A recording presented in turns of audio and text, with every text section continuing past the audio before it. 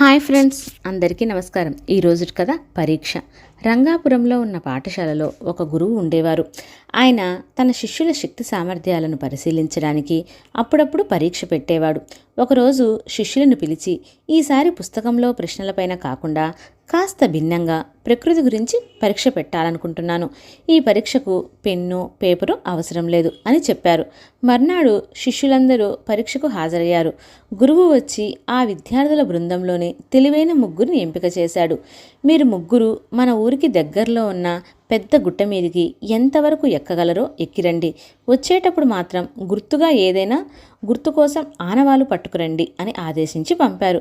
ఆ ముగ్గురు గుట్టపైకి వెళ్ళారు. గంట తర్వాత ఒక విద్యార్థి కిందికి దిగి వచ్చాడు. గురువు చెప్పినట్లుగా ఆనవాల కోసం నున్నటి రాళ్లను కొన్నిటిని తీసుకుని వచ్చాడు.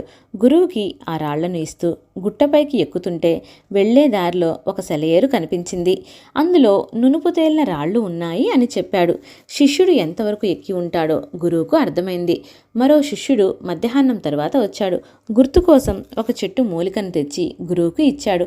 ఆ మూలిక గుట్ట సగం పైకి ఎక్కితే గాని కనిపించదు. అంత దూరం వెళ్ళినందుకు తన శిష్యుణ్ణి గురువు ప్రశంసించారు. ముచ్చటగా మూడో శిష్యుడు సూర్యాస్తమయం వరకు ఖాళీ చేతులతో ఎలాంటి ఆనవాలు తీసుకొని రాకుండానే గురువు వద్దకు చేరాడు. ఒట్టి చేతులతో తిరిగి వచ్చిన శిష్యుణ్ణి ఆనవాల కోసం ప్రశ్నించాడు. గురువుగారు, నేను గుట్ట ఎక్కుతున్నంతసేపు ఇంకా ఎక్కాలి అని అనిపించింది. శిఖరం కొన గుండు మీద నిలబడి చుట్టూరా చూశాను. ఆనవాళ్లు ఏమీ తీసుకురాలేదు.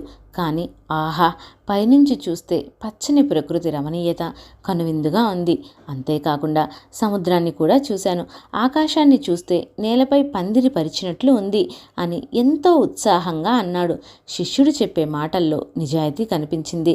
శిష్యుణ్ణి వెన్నుతడుతూ ఉన్నత శిఖరాన్ని అధిరోహించిన వారికి అంచులు లేని సముద్రం కనిపిస్తుంది అని అభినందించాడు. ఇతడే విజేత అని ప్రకటించాడు. ఏ విషయాన్నైనా తొందరపడకుండా అధ్యయనం చేయాలి.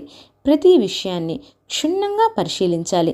తొందరపడి నిర్ణయానికి రావద్దు అని శిష్యులందరికీ బోధించాడు. ఓకే ఫ్రెండ్స్, నా కథ మీకు నచ్చినట్లయితే లైక్ చేయండి, షేర్ చేయండి, మరియు నా ఛానల్ని సబ్స్క్రైబ్ చేయండి. పక్కనే ఉన్న బెల్ ఐకాన్ క్లిక్ చేయడం మర్చిపోవద్దు. Thank you for watching.